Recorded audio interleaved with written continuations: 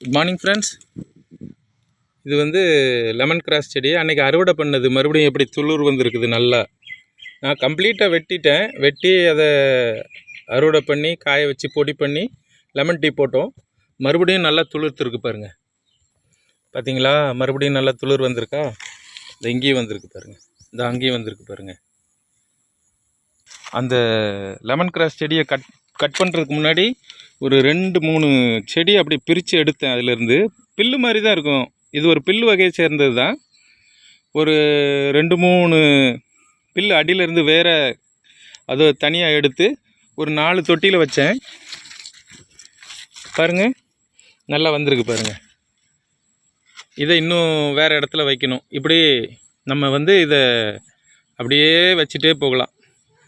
இப்போது 4 kilo 5 set இருந்ததுன்னா ஒன்றை மட்டும் பிரித்து எடுத்து அப்படியே லைனாக வச்சா நமக்கு எவ்வளோ வேணாலும் இது கிடைக்கும்.